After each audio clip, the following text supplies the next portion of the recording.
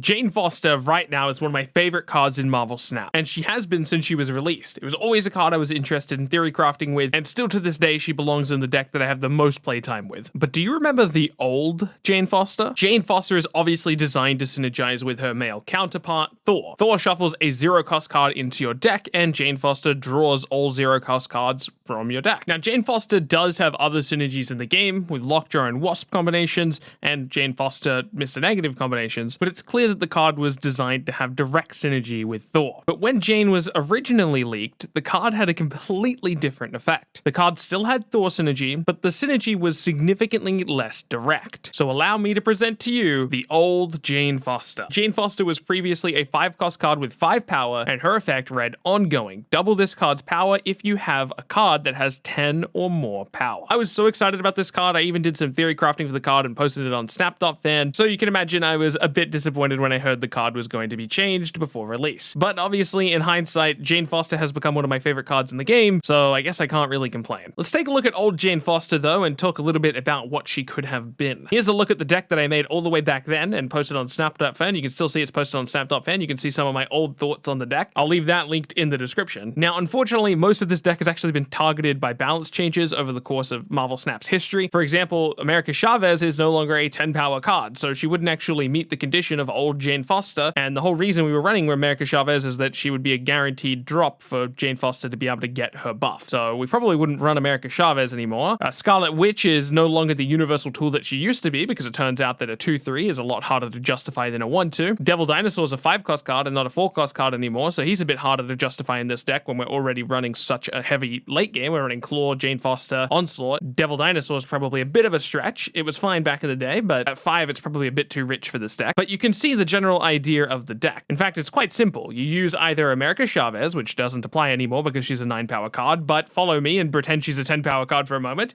You use either America Chavez or Namor to be able to hit that 10-power condition for Jane Foster. Then your other cards can all go support Jane on her location, because those other cards are cards like Omega Red, Claw, Mr. Fantastic, which can support the lonely Namor or the lonely America Chavez. Now, we never got to try out this deck, but I imagine Cosmo would be pretty strong in here as well, because despite all of our powerful effects that we have, none of them are actually on reveal, with the exception of, you know, Scarlet Witch and Okoye and Psylocke, but all of those, with the exception of Scarlet Witch, probably want to be played before turn 3 anyway. Onslaught was really the card that brought the deck together though, because it would allow us to multiply Jane's power twice, and you've already seen what doubling a double does with things like Black Panther, for example. In fact, the payoff would be even bigger than Black Panther. You would go from 5 to 10 to 20. It's a little bit more work to get there, but I mean, you get a 20-power card just from doubling it twice. And on top of that, because we're playing other ongoing cards there, we're getting additional benefits. So we could get Claw ×2, we could get Mr. Fantastic ×2, heck, we can get Omega Red ×2. Realistically though, I don't think today this deck would be very good. It takes a lot of effort to set up all your stuff the way it needs to come together, and quite a lot of the cards for this particular strategy have been nerfed along the way. It's not to say you couldn't adapt the deck. Perhaps the deck would look more like this, leaning into a Zabu Darkhawk package that happens to run Jane Foster as a top end. Even still, I don't think that deck would see a lot of play in the meta, but it would certainly be a fun one, and I think it would be a shame if this version of Jane Foster never saw the light of day. I really do hope this version of Jane Foster shows up in the game through some other form, or an entirely new card, and maybe it's slightly balanced or slightly adjusted in some way. Perhaps even another Thor adjacent card could have this effect in the future. Heck, I know we just got a printed version of the Throg character as a variant for Thor, but perhaps if Throg ever gets his chance as a standalone card, he could be a 5/5 with the effect ongoing, double this card's power if you have a card that has 10 or more power. Were you already aware of the old Jane Foster, or did you learn something new today? Let me know in the comments. Thank you so much for watching. Keep being awesome, and I'll catch you in the next one.